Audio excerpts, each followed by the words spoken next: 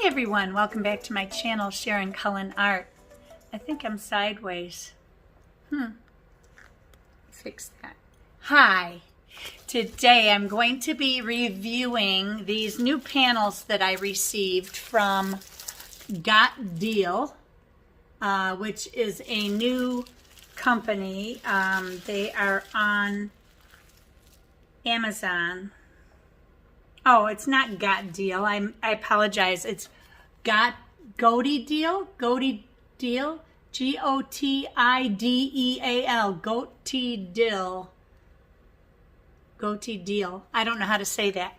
Anyway, I received a bunch of canvas panels. If you remember from my vlog, if you hung on and watched it, I had received some panels. I thought they were going to send me stretch canvases. She messed up and sent me 28 panels. Poor girl. So today I'm going to be reviewing them.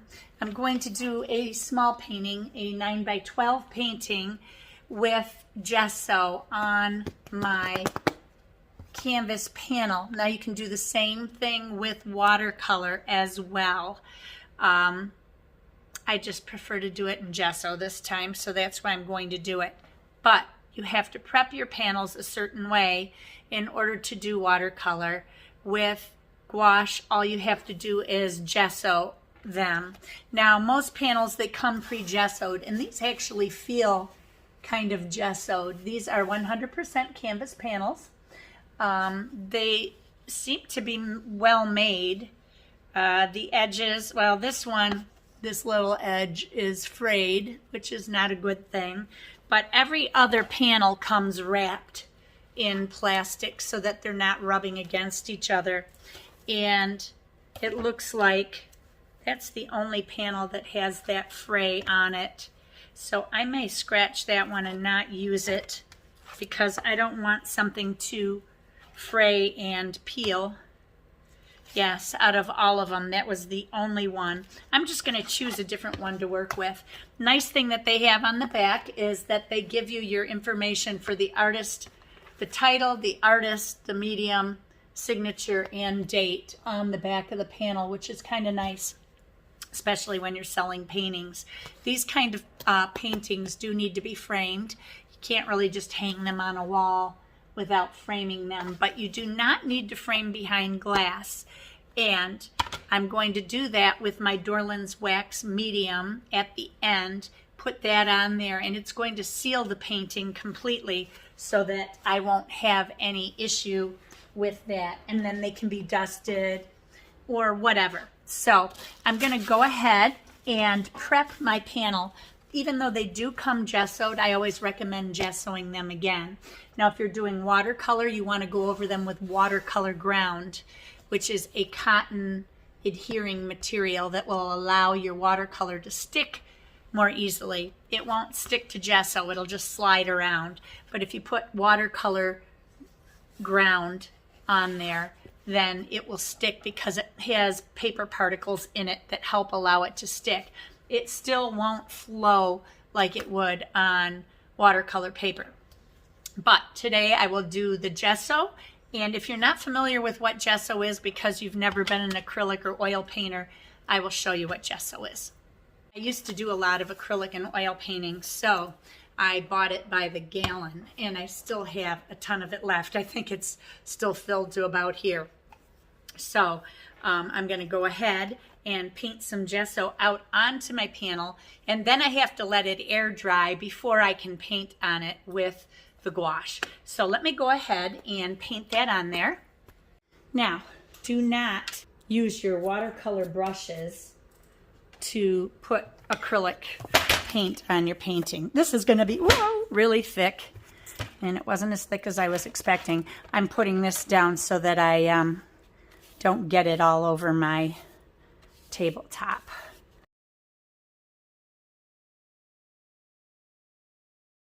Now I've got my gesso on there and it's looking good. I will let this dry.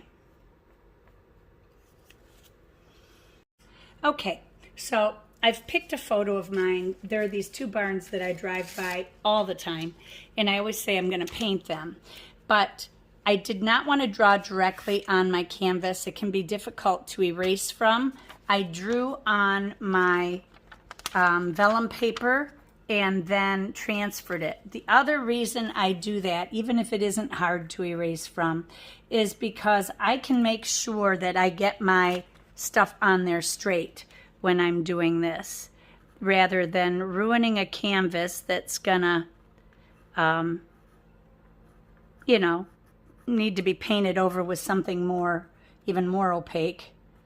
But yeah, so I'm going ahead. I'll show you the original photo.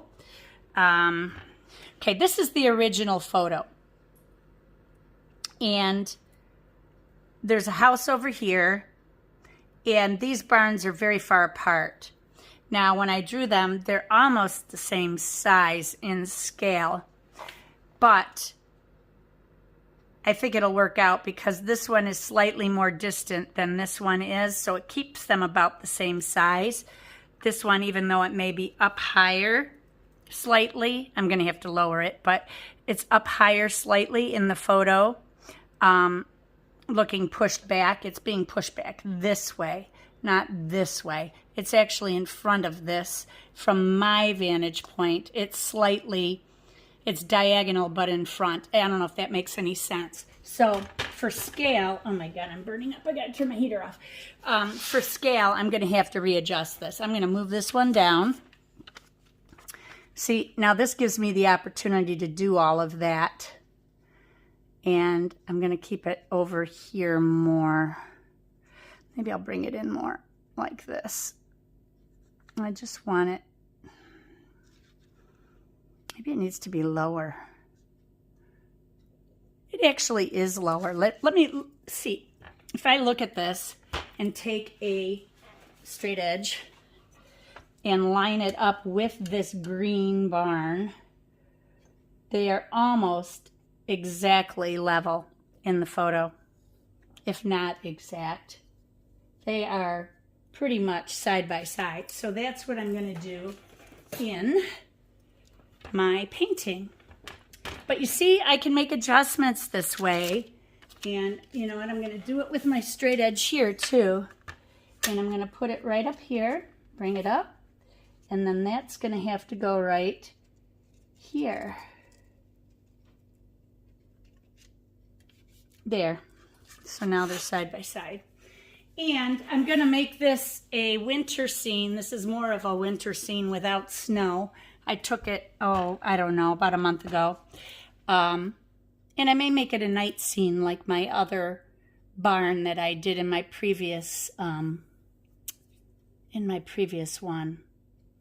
think although if I want light to come on this side of the barn, if I do it this way, yeah, it could hit this side. I'd have to move my shadows around. Yeah, I might do it that way because I have more room over here than I do over here.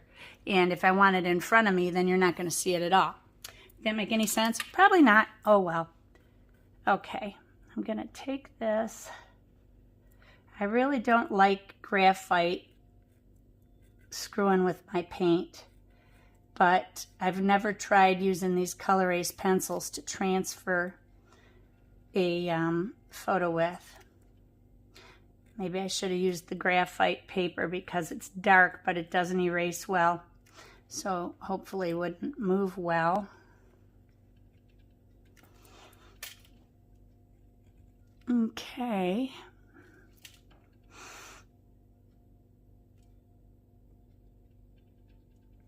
These angles can be very tricky. And if you want to do a barn, but you don't have the skill to draw, I suggest you try it, practice it, or trace it.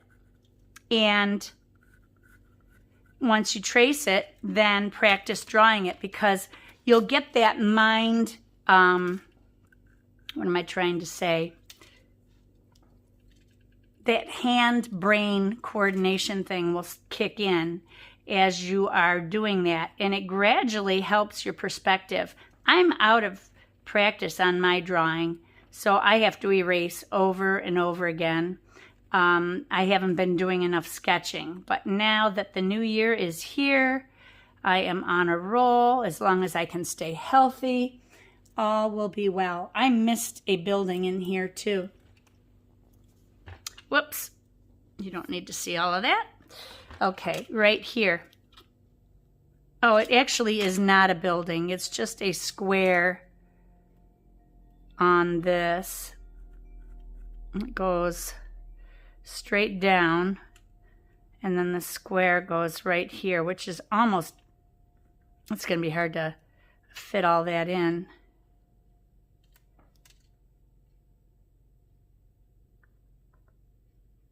Huh. How did I miss that? My perspective. This door, I have a window on this door somehow, and I don't see a window here. I wonder if I moved it over here. That's what it is.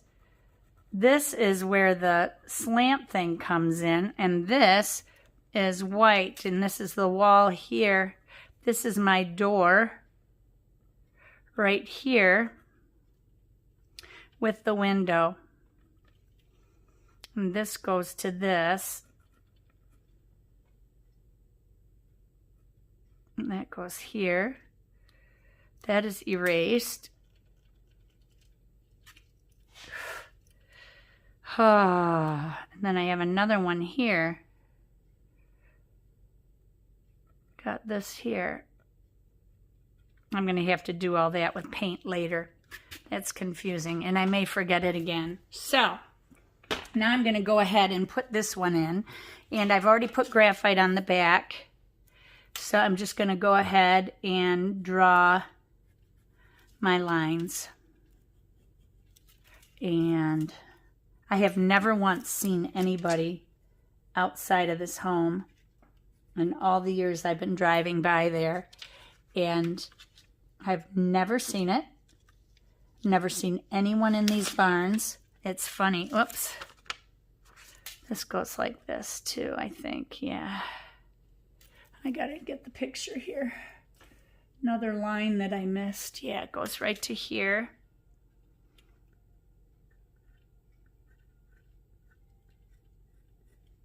There.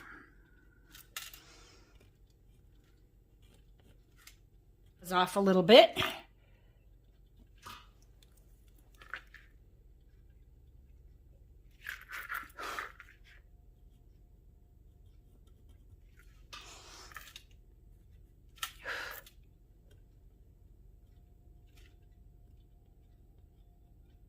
Oh, and I want to put a moon in the sky with a big pizza pie that's amore. I'll do it later.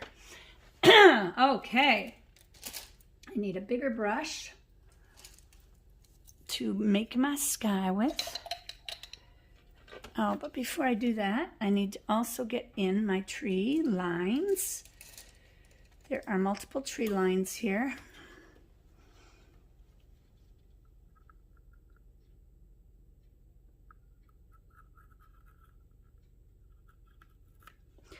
That one comes down here.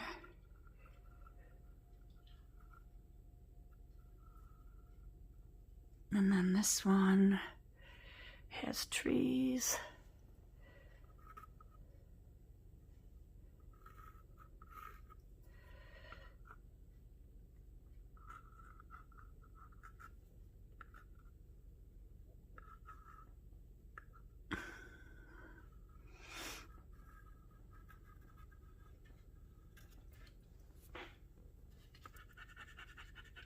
It's funny, it looks like I'm going up and around this, but that's just how it reads on here.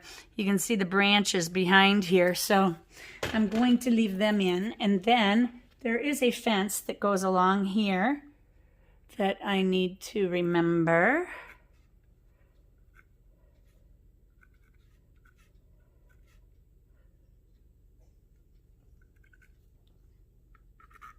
And then there's fields in the back.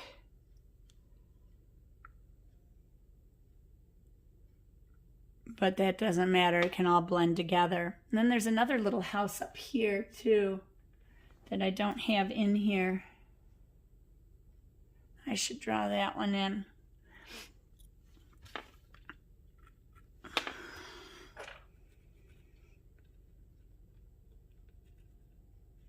Now I'm set, and that's all going to get covered, so it doesn't matter anyway.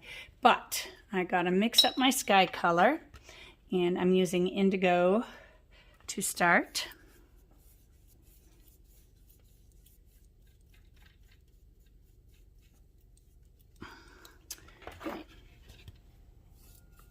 I've got to have enough indigo to cover this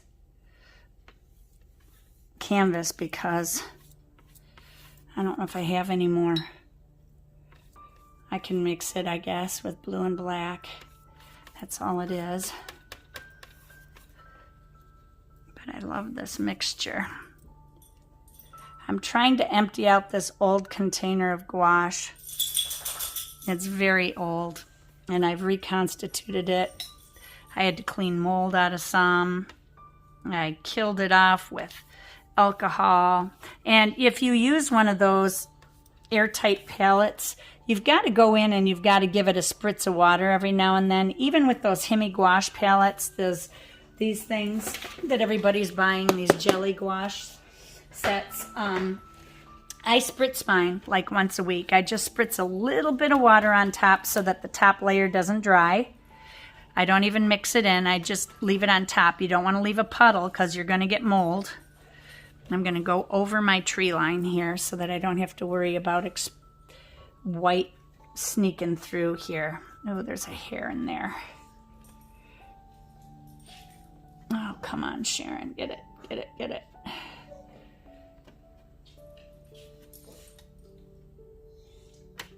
Couple hairs. It's not from this brush. It's got a dark brush hair. Not. Oh, this looks really black. And it could just be the way the gouache is taking it. So I'm going to go ahead in with my yellow ochre to change that night sky. Diesel, honey, I'm not going in. I've got work to do.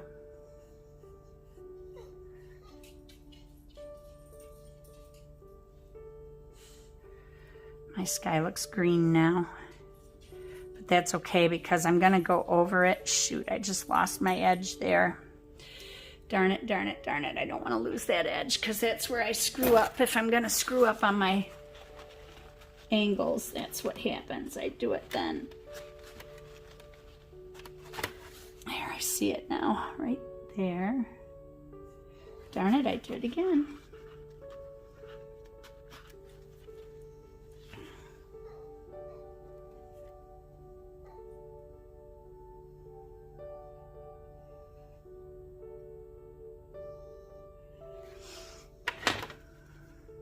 Down goes up goes down. Remember that perspective lesson I taught you guys back when I was sketching, plein air sketching, and I told you about down going up and up going down? That's what I do when I'm drawing these buildings. And if I lose an edge, if I'm looking up at the building, which the photographer would have been, it's way up in the air, anything high up comes down in the distance. So you got to remember that. You want to go outside, baby?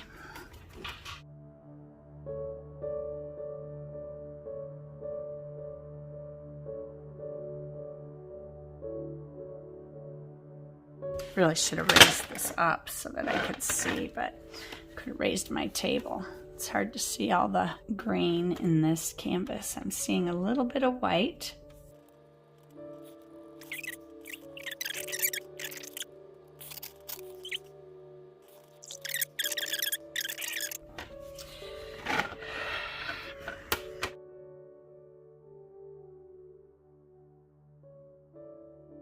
Also, when you're painting, you want to make sure that you don't take your paint all the way up to your ferrule, which is the metal portion of your brush. Keep that paint down below. The higher you get up into this brush like this, the more difficult it is to clean. Now you can see I've got some paint that seeped up into this area of my brush, but for the most part, I was able to keep it in the lower half, which is what you want to be able to do with your brushes. That will help lengthen the life of your brush considerably. I'm going to go ahead and let that dry. I may need to go over it again, so I'm just going to leave it for now. And I'm going to grab a smaller brush here, and I want to define my lines again. So I'm going to start with a little bit of gray, this light gray that I have. I am going to end up making this a snowy scene, so I just want to define my edges again. Then I can go back with white where I need it.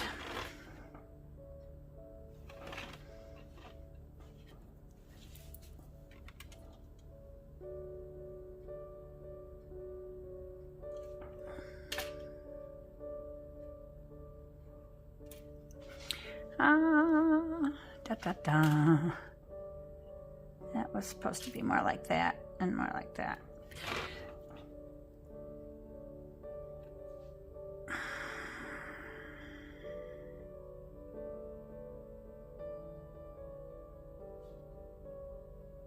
Oops, darn it.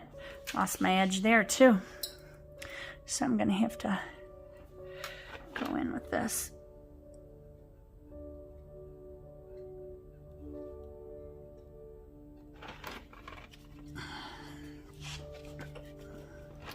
Okay. That's fine. And then the rest is red, red, red. Ah, shoot. My hand is so unsteady from all the breathing treatments I'm doing. I'm telling you guys, I can't keep my hands still to paint. It's ridiculous.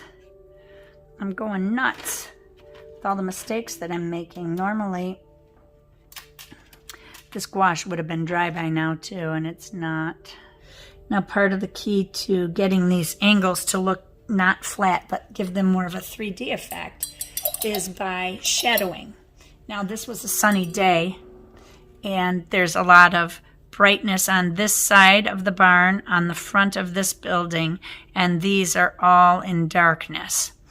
And then the white here is very bright, and the door is very bright here. But since I'm going to have a moon sort of coming from the back or from an angle, I'm going to lighten more of this side and that side and leave these darker. This green is definitely drying darker than I want to, so I'm going to go back in with some white over the green and lighten it up. And then I will darken the areas that I need to be more in shadow.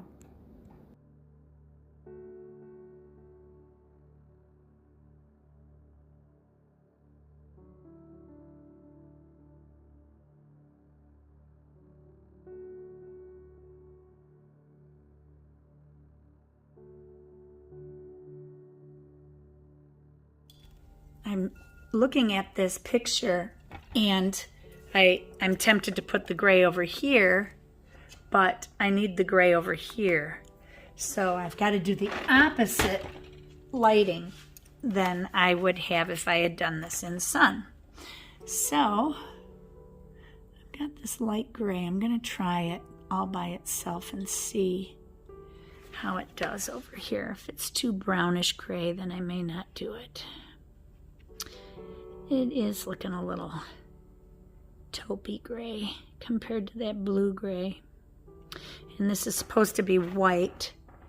So I'm going to add a little bit of white to it. I don't want too much white out because I'm going to stop painting soon for the day. I don't think I'll get this done.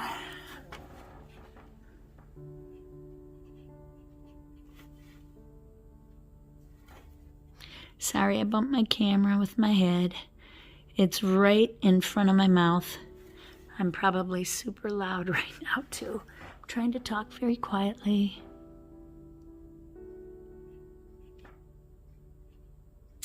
Darn it, I wiggled.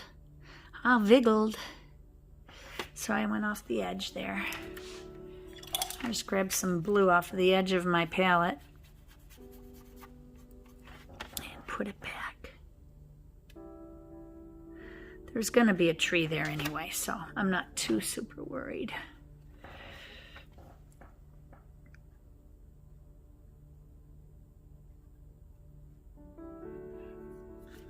Same with over here. Okay. Well, now to go back and fix my sky too, but I'm going to leave that for tomorrow because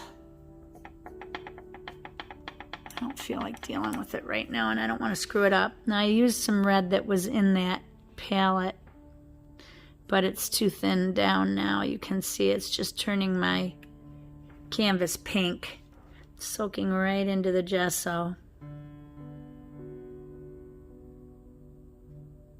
I might be able to get some off the side here and go darker. Yeah.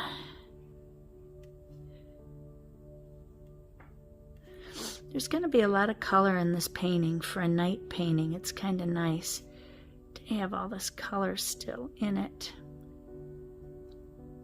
I see my angle is wrong. It's got to come down like this.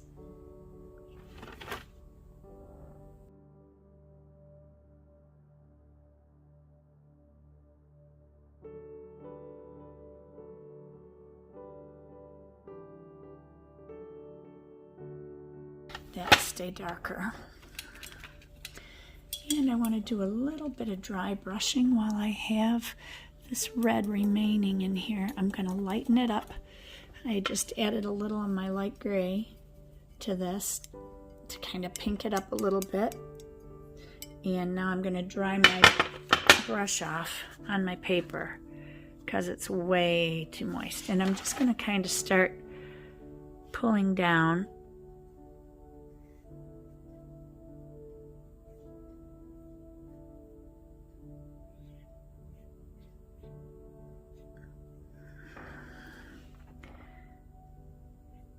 And if you don't like it, you can always change it. That is looking a bit pink, so I'm going to add a little more reddish black to it. I've got some smeared in my black paint that's red in my black. It's like peanut butter in my chocolate. There, I think I've got it a little bit different now. It's too bright. Still needs to be blacker. I want it to be grayer. Something I do recommend, it's not a big deal with gouache, but keeping a piece of paper alongside, you can test your colors before you put them on your painting, especially with watercolor. This is barely going to have any line on it because of the angle the photo was taken. But this side, I want to draw that color down. There. Give it more shadow. And I'm just dry brushing whatever's left on my brush onto that wall. And this side I'm going to leave a little bit lighter, but I do need to get some paint to shadow under here. This side is brighter, so I'm going to take my green that I had, and I just proceeded to put red into it, which was stupid. That's not what I wanted to do. There, but I'm going to add a dot of black to it to darken my green so that I can go back over this area a little bit darker, more shadowed. If you have problems remembering, if you're transforming a photo and you're having problems remembering where you want your shadows, because I've moved mine to the opposite walls so that my moon can work, you can always write that in, you know, D for darker, light for whatever, you know, or use your sketch that you have laying aside and remind yourself that you want to do, that you want to do darker on this side, lighter on this side, so that you know dark, light,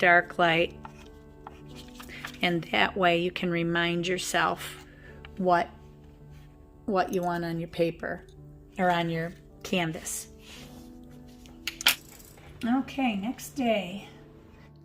I left the paint in my palette from the day before so that my colors are still there. It's easier to remix or to add color to a color that's already on my palette so that I can keep them consistent throughout the painting. I just reconstitute them with water. My lines are off here.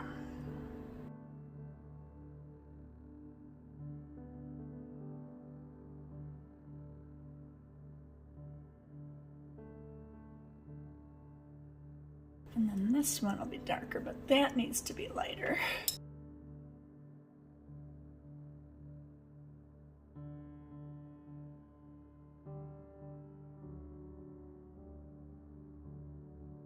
Now I'm beginning my trees, and I'm going in with a brown, like a, it looks like a burnt umber or something like that. But I'm going to use several colors. Once I get this in, I'm going to put lighter branches near the top where the moon is hitting them, and then shadowing at the tree trunk levels here and there so that there's some darkness as well. And you'll see the trees kind of take shape here.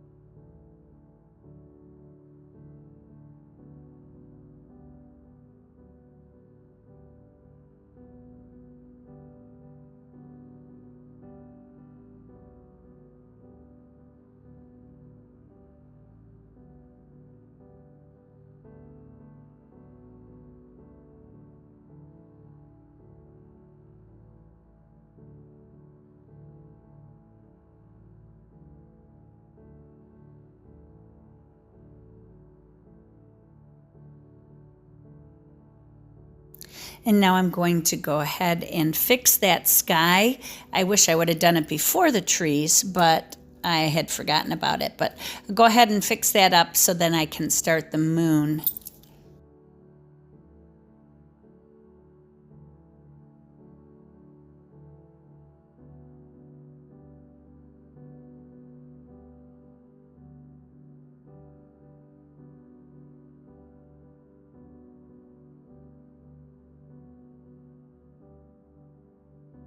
After waiting for the sky to dry, I just go ahead and take a circle template, put in my moon, and I'm going in with a thin layer of white first and then going over it again to deepen the white in some areas, leaving some shadowy looking areas in others, and it makes the moon look a little more natural.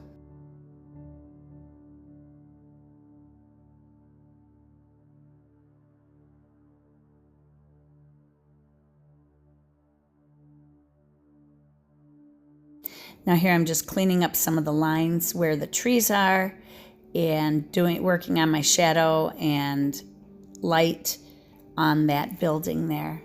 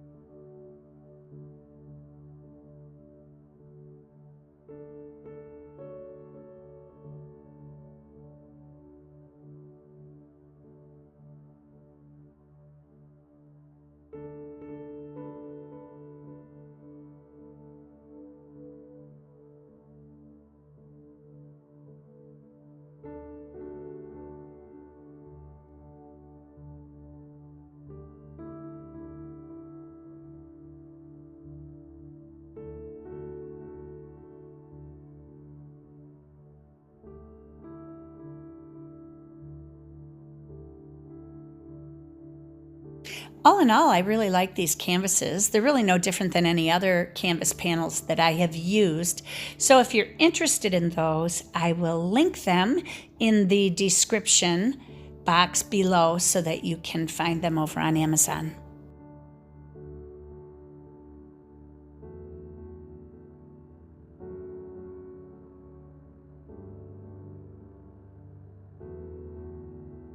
I know some of you prefer that I just paint in real time, but I'm trying to give you little snippets of real time and then time lapse for the other people who like time lapse. This painting, all in all, took me approximately 2.5 hours, and I did it over a 2-day period. I started it late in the day, one day, and was getting tired and starting to make mistakes, so I stopped. And then I went back to it the next day. But for those of you who are beginners, just so you're aware, my hand is moving really slow, as you can see here, as I'm putting this fence line in and figuring out where I want the posts to go. The fence was a little bit different, but it was hard to depict that in this painting because I had changed some of the landscape up and pulled the trees forward. So I wanted you to see that I'm not painting really fast.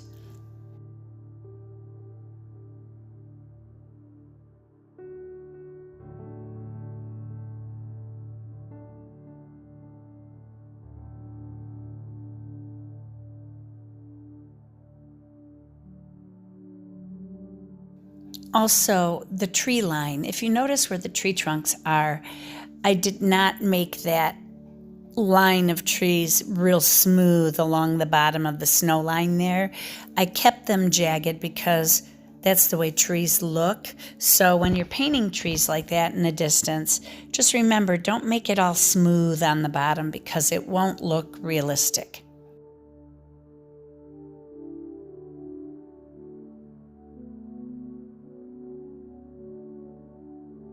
This area I'm painting now is a farm field, and in the photo it had not been tilled yet, and I liked the way some of the corn stalks were still sticking up out of the ground. They had been cut off, but they were still in the ground. It hadn't been tilled. So I'm putting in a little bit of shadowing here, and then I'm going to go ahead and put corn stalks I'm sorry, that's the sound I have for my husband's text messages. He said he wanted something that I would remember, or that I would know it was him, so I put the screaming goat on there. It's kind of a personal joke, but anyway, I apologize for that. So here I'm just putting in the shadowing, and now I'm going to go ahead and put in some corn stalks that are kind of cut off and sticking up out of the snow. And although I'm using a small brush, they were thick stalks, so I'm just using the side of the brush and just kind of flicking it up here and there. It's actually a number 6, I believe, script liner by Princeton Aqua Elite. And some of these stalks came out a little bit thinner because the brush was getting dry, so I started dry brushing it on. So I'm just finishing up here. If you like the video, please hit the like button. It helps me out a lot. And if you're not subscribed, consider subscribing. Hit that notification bell so you don't miss any of my upcoming videos. And in the meantime, you guys, be courageous, paint with wild abandon, and most of all, be kind to each other. Take care. God bless you. Bye-bye.